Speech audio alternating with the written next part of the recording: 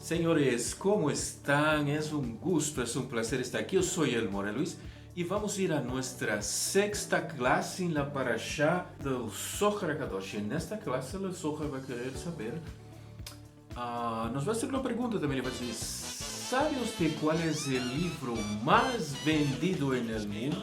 Yo creo que usted la respuesta ya lo tiene. Nosotros bien que lo sabemos, pero vamos a ver cómo es que el Zohar va a ver este detalle y de dónde es que se va a sacar este concepto que el Zohar procura analizar ahora de la idea del libro más vendido en el mundo, ¿sí? Porque cuando vemos de los párrafos correspondientes, nosotros vamos a encontrar otra lectura en el Zohar. Entonces, acompáñanos, yo soy el More Luis, va a estar súper bonita la clase, vamos a aprender muchas cosas. Bienvenidos y un shalom bien grande. Y los párrafos que va a analizar ali el Zohar, mira, son del 14 y el 15. Y si tú lo lees, vas a tener una sorpresa muy bonita, tanto la editorial Sigal como del Bnei Baruch de Michel Leitman, ¿sí? ¿Por qué? Porque vamos a ver cómo es que se va a sacar ese concepto dentro del relato que está en los párrafos 14 y 15 en la Parashá Bealoteja. Entonces el Zohar dice, Leo, ¿usted sabe cuál es el libro más vendido en el mundo? La respuesta es... Y el Zohar dice, mira, el libro más vendido, por increíble que parezca, mira, tenemos la edición aquí, es la Biblia. Sí, exactamente, conteniendo ali, está incluido nesse conceito aqui de la Biblia, está incluído dentro de ella aquí el Nuevo Testamento. Es el libro más vendido en el mundo. Ahora usted va a preguntar, pero ¿cómo es que el Zohar va a hablar de esto? Y especialmente colocando aquí adentro, porque tenemos una sección que corresponde a la Tanaj y después hay otros escritos que se añadieron, ¿no? ¿Sí? Es un tema delicado, pero es apasionante, ¿sí? Fue increíble la respuesta, ¿no? Mira, hay algunos momentos, mira, que ciertos libros, aparte aquí o de lo que el Zohar menciona en la Biblia, ¿no? Llegaron casi cerca a ella, ¿no? Como bestseller, pero la Biblia siempre está en primer lugar. Ahora, lo que nosotros vamos a hacer, vamos a ir al Zohar HaKadosh, vamos a ir a la traducción de Bnei Baruch de Michel Leitman y vamos a ver los párrafos 14 al 15 del Zohar HaKadosh. E a partir de nuestro aplicativo aqui no celular, nós vamos abrir aqui ó, de Bnei Baruch. Vamos entrar a la página. Una vez aqui, vamos empezar a buscar la parashá Bealoteja del Zohar HaKadosh. E já la hemos encontrado, aqui está, parashá Bealoteja. La vamos abrir. E vamos a tener la opción aquí de la vista previa grande, ¿no? Lo activamos, mira, las letras son grandes, mira, estamos en la Parashá Bealoteja del Zohar HaKadosh de Bnei Baruch, de Michel Leitman, mira, está viendo el párrafo número 1, tenemos que ir a los párrafos 14 y 15. Y el texto dice, mira, párrafo 14, y está escrito, en el séptimo día, el séptimo mes, mejor, el día 17 de mes, varó quiere decir que se paró, ¿no? Se posó el arca sobre los montes Ararat. Entonces el Zohar está hablando de que, mira, cuando el arca de Noah, después de terminado el diluvio, él se asentó sobre el monte Ararat. Este verso en verdad ha sido apartado del resto de la Torá y se ha convertido en una sencilla historia. ¿Qué quiere decir? Que se está querendo ver a literalidade de todo o processo, não? Às vezes se está buscando el arca perdida, se están haciendo investigaciones, mapeando el terreno por satélite, han habido expediciones, una serie de cosas, ¿no? Pero, ¿por qué debemos preocuparnos se varó, se ella se paró en esa montaña o en aquella montaña? Mira, pues tenía que pararse, ¿no? Posarse sobre algún lado, eso iba a ocurrir, ¿no? Entonces, fue apartado para enseñarnos el conjunto, ¿no? Pues alude al tiempo del din. ¿Se acuerda lo que hemos visto en la clase número 5 de la Parashá de Jukotai? Está hablando de sobre las metáforas, ¿no? Que toda la Torah, la Tanaj, es una gran metáfora con lecciones para nuestra vida. Y que estas lecciones, esas historias de la Torah, son de uso general y amplio. Mira, Las secciones de la Torá son de un cunho universal y general. Ellas no son particular, no son de cunho individual. ¿Qué quiere decir? No se trata de ir a buscar el arca perdida de Noah, ni encontrar un trozo de su madera, ni saber en qué monte ella se ha estacionado. Y en la editorial Sigal, en la página 185, 186 y 187, va a hablar del arca. Mira, ella se posó sobre el monte Ararat. Y no solo eso, él va a hablar aquí de los 13 principios exegéticos de interpretación de la Torá, ¿no? Elaborados por el Kohen Gadol, ¿no? Ismael son los 13 principios de interpretación de Torá de Ismael. Mira, él va a tratar al lío del arca, mira, el monte Ararat, él va a estar en esta página, ¿no? Y vamos a darle aquí la vuelta, mira, eso está en la página 185, mira, 186, mira, 187, todo eso va a estar relacionado al lío con el arca de Noah. Y en la página 186, mira, va a ser muy bonito lo que indica el lío. Ella es la superior regla omnicomprensión, ¿no? Y sin embargo, me está hablando de Torah, ¿no? Mira, y sin embargo, y de las historias, las metáforas que tiene. Además, cada narración particular, cada mera historia de hechos que parece estar fuera de regla omnicomprensiva de la Torah, nos enseña no solamente su propia lección limitada, sino ideas superiores, mira, y secretos recónditos aplicables a toda la omnicomprensiva regla de la Torah. Entonces, por lo que acabamos de ver, ¿no? La Torah, ella es universal. Ella es de aplicación general, no particular. ¿Sí? Por eso es que no se trata de encontrar el arca perdida de Noah, ¿no? Así, cuando leemos que el arca posó en el mes séptimo, a los 17 del mes, sobre el monte Ararat, seguramente encontramos aquí una sentencia particular, aparentemente un detalle superfluo, ¿no? Pues, ¿qué importa dónde el arca posó en este o aquel lugar? ¿Sí? Si algún caso ella lo posó, está haciendo, le está indicando, mira, no es la parte literal, todo es una gran metáfora, pero contiene enseñanzas aplicables a todo el principio de la Torá. Y bienaventurado es Israel al quien le fue dado la Torá sublime, la Torá de la verdad. Y mira, qué bonito eso de aquí es del Zohar HaKadosh, mira, el editorial Sigal, página 186. E léalo e compare também ali com a tradução de Bnei Baruch, de Michel Leitman, está vendo? Ó, ele alude ao Din, não? Todo esse processo que estamos. Ó. Dichoso es Israel, pois a ellos se le entregou a lei superior, la Torá, la lei de la verdad, não? Mira, tal como acabamos de ler ali na mesma tradução. E alguém que diga que a história da Torá, mira, em hebreu a Torá quer dizer também lei, instrução, não? Se refiere solamente a essa história, ou seja, a sua parte literal, particular e privada, donde o personagem principal é Noah e seus 3 filhos, sua esposa e suas 3 noras, não? Sim? Diz, ó, como ele diz aqui, ó. Maldito será, pois se fuese assim, então a Torá não é a Torá superior, é uma Torá de aqui abaixo que contém histórias, não? E há livros que contêm elementos de literalidade de história superiores à Torá mesmo, não? Então, se a lei da verdade, mira, ela não seria isso. Então, certamente a Torá superior, sagrada, é uma lei de verdade. E continua dizendo no párrafo 15, mira, não é honorável que un rey de carne y hueso hable con las palabras como de un analfabeto, ¿no?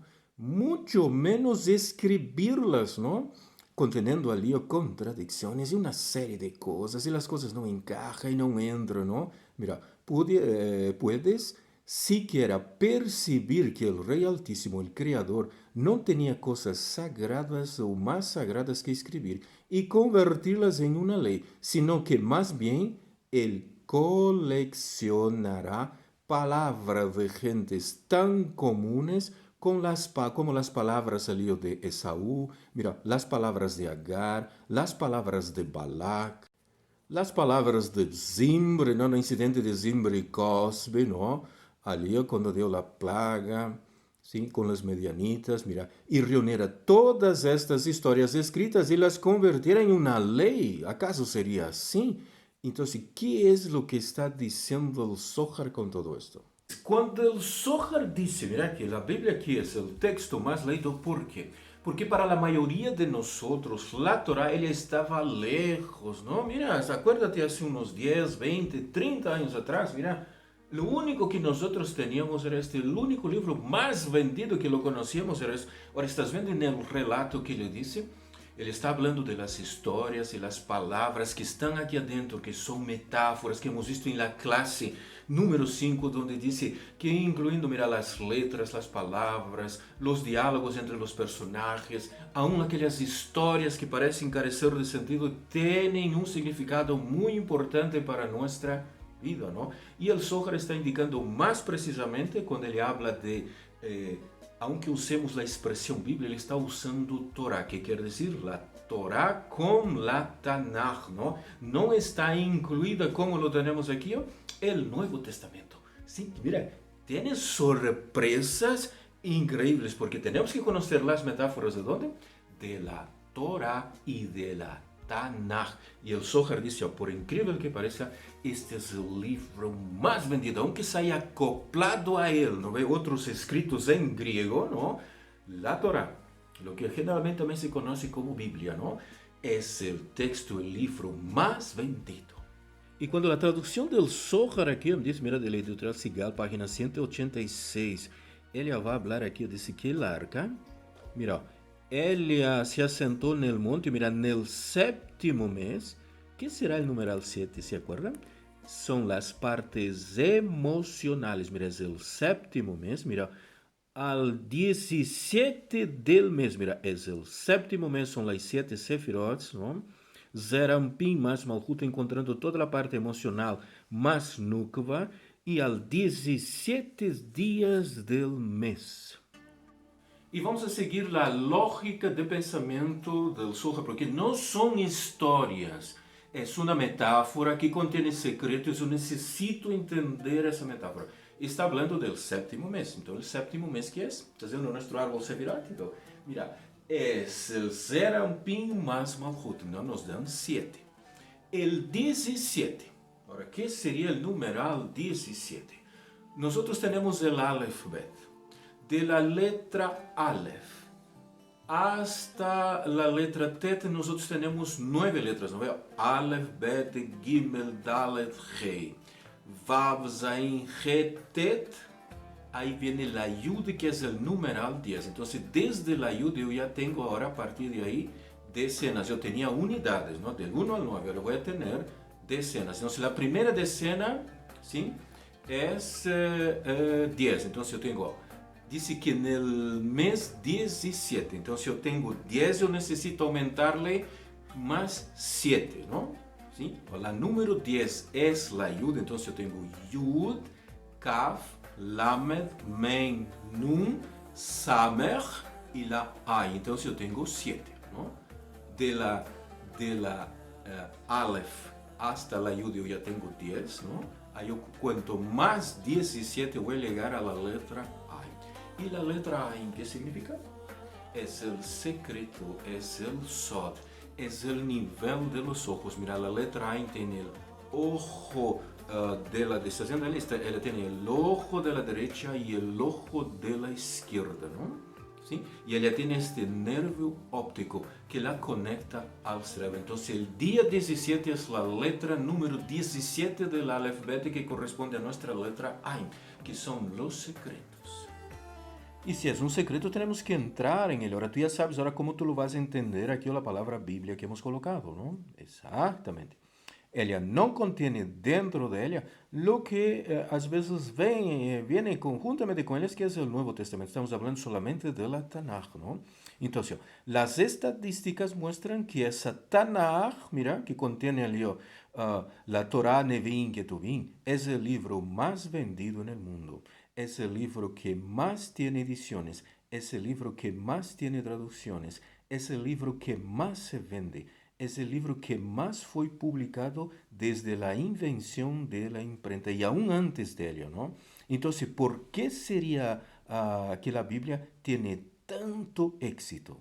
¿Ya pensaste para analizar este hecho? Ahora, tú tienes que saber lo que significa la palabra Biblia. No es el concepto del sistema religioso de donde hemos salido, ¿no? Esto, ahora, yo tengo que tomar una palabra y saberla abrir y entender. Mira, estamos en el Zohar HaKadosh, él está hablando de la Torah, hemos visto en el texto, ¿no? ¿Sí? Y él contiene historias y narrativa. ¿Y has visto las historias que le mencionó? Las palabras de personajes aquí que le va a indicar aquí como hubiera de reunir temas de lugar común, ¿no? Como anécdotas de Esaú, de Agar, los dichos de Labán a Jacob, mira, las palabras de Bilam y su asno, las de Balac, las de Zimri, y parecidas a estas que están esparcidas en toda la Tanaj, ¿no? Y hacer de ellas una Torah. ¿Por qué haría el Eterno, mira, con estas historias? Y a veces ellas son incoherentes, ¿no? Si es así, ¿por qué se le llama la ley de la verdad, ¿no? Del Emet. Y para todas esas historias, mira, el Zohar tiene una opinión que dar. El Zohar dice que si fuera para leer la Biblia, ¿no? O la Torah y la Tanaj en su literalidad, no habría mucho sentido en lo que ella sea un libro más vendido, ¿no?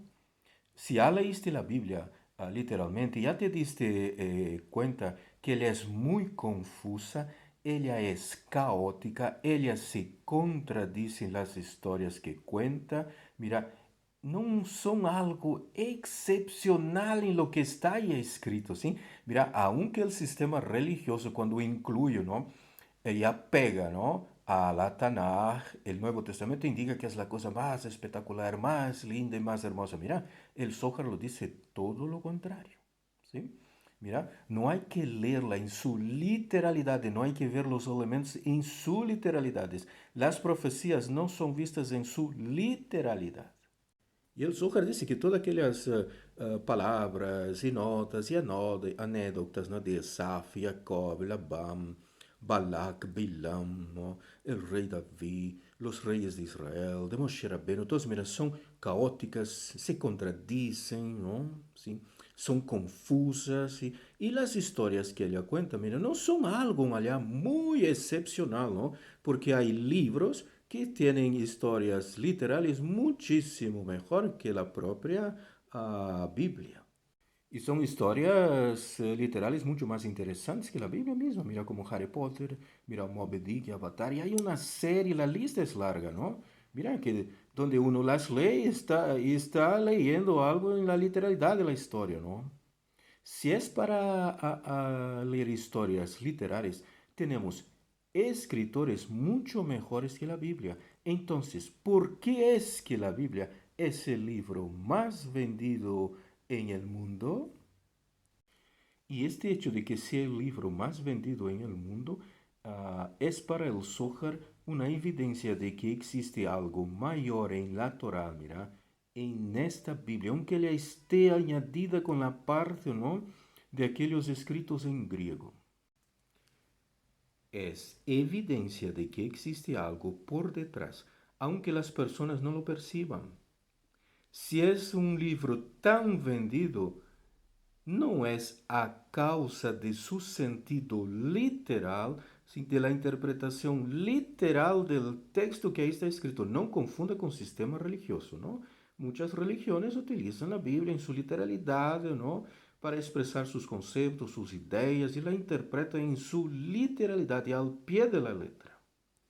Y el Zohar va a decir, mira, que la Torah no es para ser leída en su literalidad. Entonces no puedo tomar una profecía y querer interpretarla como un cumplimiento literal de algo. Yo sé que el sistema religioso lo dice. ¿Sabe por qué el sistema religioso lo dice?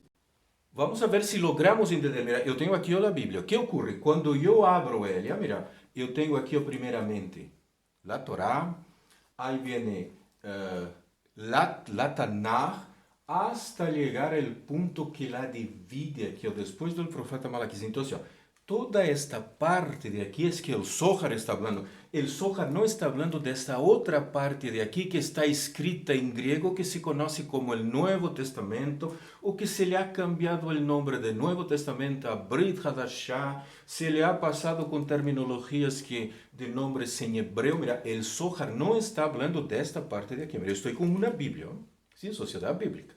El Zohar está hablando de esta parte que es conocida como la Tanaj, ¿no? Pero, ¿qué ocurre? Ella viene en este paquete completito. Mira, lo tenemos el paquete completito. Viene todo junto y le está mezclado. Por eso es la aventura que tiene ahora el que va a leer, poder empezar a entender cómo es que esto funciona, ¿sí? Y el sistema religioso de donde salimos, ¿cuál aplicaba? Él la dividía en dos partes. Esto lo llamaba Antiguo Testamento y esta partecita de aquí, ¿o no? Después que inicia acá, lo llamaba de Nuevo Testamento. Y en nosotros, ¿no? Todo lo que aprendíamos estaba en base a esto. Y esta parte de aquí, sí se estudia y se interpreta en su literalidad, ¿no? Las profecías, los procedimientos, hasta Mashiach, todos son partes de un entendimiento literal de la Tanaj, ¿sí? Esto es lo que el Zohar está haciendo y por increíble que parece, él dice, ¿sabe qué? Aún así es el libro más vendido. ¿Sabe por qué? Porque para llegar a ese proceso de corrección final donde todo el mundo va a poder salirse y expresar lo que es y ver si quiere entrar o si no quiere, o si quiere mezclar más la cábala o si quieres crear otro sistema religioso, todas las posibilidades van a ver, mira, este es el libro que se ha esparcido en el mundo y a partir de ahora, mira, con la cábala y con Mashiach, ¿qué empieza a aparecer? Todo el mundo ahora quiere la Torah. Pero hay gente que está queriendo la Torah y está jalando los escritos griegos junto para colocar. Mira qué aventura fantástica tenemos. Mira, es la sexta clase, es la Parashá Bealoteja. El alumno debe de leer, repasar los párrafos 14 y 15 del Zohar Kadosh. Y como es el libro más bendito del Zohar, dice, mira, debe de haber algo por detrás, aunque se ha hecho la mezcla, ¿no? De todo eso. Que la gran mayoría de las personas no lo perciben, pero si tenemos el chispazo, logran percibir ese detalle. Mira, se imagina qué desafío tenemos. Mira, ese es uno de los grandes procesos del Tikkun, ¿no? De toda la humanidad. Y el gran valor de la Biblia no es que la leas en su literalidad, ya que existen historias literales mucho mejores que la Biblia. Y no solo historias, y ahí se hicieron películas, ¿no? Mira, sí, y puedes encontrar un sinfín de historias que son muchísimo mejores y más entretenidas. El gran valor de la Biblia es cuando logramos leerla más allá de lo literal, cuando aprendes a leerla más allá de las historias que narra, mira, de los diálogos que trae entre los personajes, ¿no? Y de aquellas narrativas que son tan básicas. Y no te olvides, mira, antes de la Reforma, la Biblia no existía en esta forma como la tenemos aquí conteniendo, mira, toda la Tanaj y el Nuevo Testamento, eso no existía. Los dos textos, ellos aparecían por libros separados. Aquí se imagina, yo voy a separarlos aquí nuevamente, ¿sí? Entonces, ¿qué había? Había un libro solamente conteniendo la Tanaj y había otro libro solamente conteniendo el Nuevo Testamento. Eran dos libros separados. A partir de la Reforma vinieron con la brillante idea de fundirlo los dos, ¿no? Eso generó mucho problema, mucha complicación. Se mezclaron las cosas. Ellas están mezcladas hasta hoy día dentro de la Cábala, dentro de aquellos que a veces explican y enseñan, ¿no? La temática es tremendamente complicada. Por eso se necesita ese chispazo, ¿no?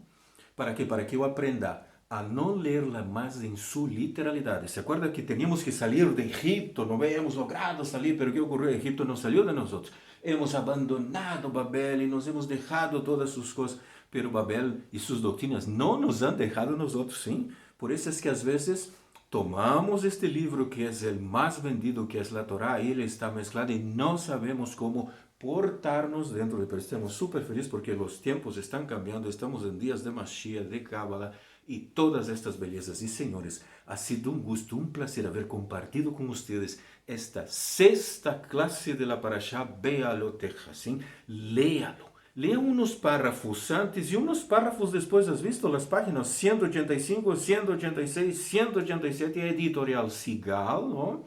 De los párrafos anteriores al 14 y posteriores al 14 vas a ver del arca del Noah y de todo esto que está hablando el Zohar HaKadosh. Shalom bien grande.